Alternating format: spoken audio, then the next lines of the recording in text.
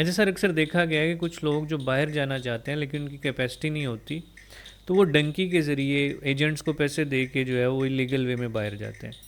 मेरा सवाल ये है कि क्या कोई ऐसा तरीका है कि वही डंकी वाले पैसे हम किसी लीगल वे में इस्तेमाल करते हुए बाहर मूव कर सकें?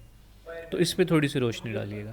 Thank you very much for this question. देखें, इस वक्त यूरोप में स्पेशली स्किल्ड लेबर की बहुत शॉर्टेज है और अनस्किल्ड लेबर की भी शॉर्टेज है। इसको हम ब्लू कॉलर जॉब्स कहते हैं। अगर मैं इस वक्त बात करूं आपके पास, तो यूरोप के जो एवरेज कंट्रीज़ हैं लाइक लैटविया, लिथुआनिया, एस्टोनिया, माल्टा, हंगरी, तो इन कंट्रीज़ में ब्लू कॉलर जॉब्स की बहुत ज़्यादा डिमांड है। तो ऐसे लोग जो कि अच्छी ड्राइविंग कर सकते हैं, उनके पास एलटीवी लाइसेंस है या पाकिस्तान में ड्राइविंग लाइसेंस है, या उनके पास कोई स्किल नहीं है, तो कुछ जॉब्स तो उनको बड़े आराम से मिल जाती है, like kitchen helper, general helper, chef के तौर पे वो बड़े आराम से पाकिस्तान में मुनासिब पैसों में 3 से 4 महीने का प्रोसेस करते हुए ना सिर्फ जा सकते हैं, बल्कि रीज़नेबल अर्निंग भी वहाँ पे वो कर सकते हैं। और इसमें कोई किसी किस्म की गैर कानूनी चीज़ शामिल नहीं है, किसी किस्म का कोई रिस्क इन्वॉल्व नहीं है, ना ही इसमें कोई बहुत ज़्यादा पैसे इन्वॉल्व होते हैं। बड़ा स्मूथ और इजी प्रोसेस है। ना इसमें कोई एजुकेशन की रिक्वायरमेंट है, ना इसमें कोई लैंग्वेज की रिक्वायरमेंट है। जस्ट आपने प्रोसेस को फॉलो करना है। किसी अच्छी कंपनी से आपने जो लीगल वर्क परमिट आपने इशू करवाना है, और उसके बाद आपने उस पर वीज़ा अप्लाई करना है। और जब वर्क परमिट किसी अथेंटिक कंपनी से आपको अच्छे तरीके से, कानूनी तरीके से मिला हो, तो 92% टू 95% चांसेस होते हैं कि वीज़ा आपको ग्रांट हो जाता है। अच्छा सर, अक्सर देखा गया है कि जो लोग डंकी लगा के जाते हैं या तो वो रास्ते में से ही वापस आ जाते हैं, पकड़े जाते हैं।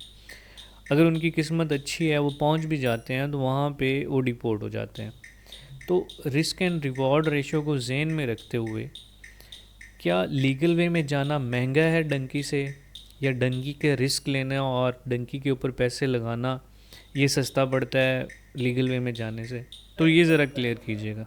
अ, देखिए, ये बड़ा रेलिवेंट क्वेश्चन है। अमूमन डंकी लगाने वाले जो लोग हैं, ऑन एवरेज पाकिस्तान में 2.5 मिलियन टू 3 मिलियन तक स्पेंड करते हैं, और वो हमेशा स्टेक पे रहते हैं।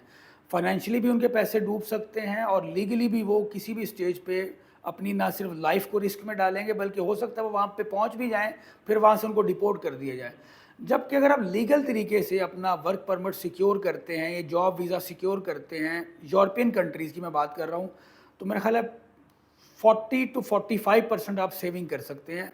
क्योंकि ऑन एवरेज जो यूरोप का वर्क वीज़ा किसी कंपनी से आप लेते हैं ना, आपको बड़े रीजनेबल प्राइस में मिल जाता है। प्राइस में यहाँ पे कोट इसलिए नहीं कर रहा, क्योंकि country to country, job to job and company to company चीज़ें वेरी करती हैं।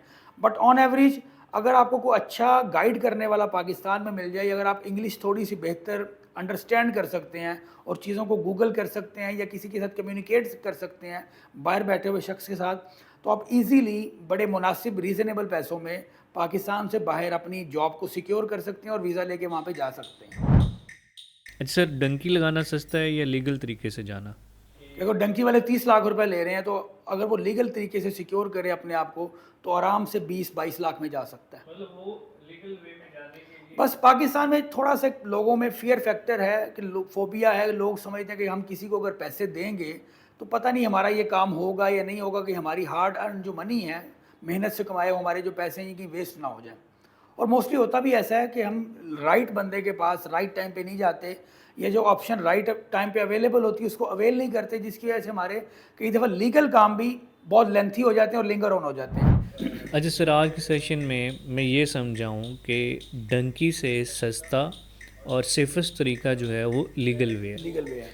और लोग जो है वो बस, लोगों को अवेयरनेस नहीं है, वो एक ही भेड़ चाल में चल रहे हैं कि अगर वो फलां बंदा डंकी से गया है तो मैं भी उसी रास्ते से जाता हूँ।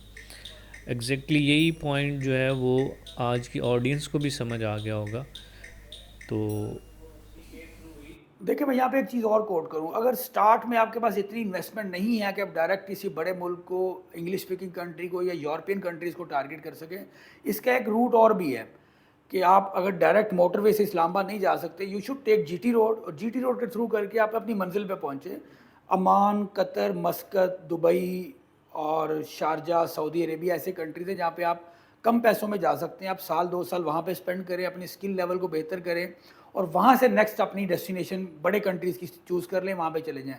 मेरे पास एक बड़ी लाइव एग्जांपल है। एक स्टूडेंट को मैं जानता हूँ, ज़ीशान नाम है उसका, वज़ीराबाद से के पास से छोटे से गाँव से आज से तकरीबन 8 साल पहले वो गया। और उस वक़्त वो बड़ा रिलक्टेंट था जी, मैं छोटे मुल्कों में क्यों जाऊँ? और वो यूरोप में हंगरी में गया था।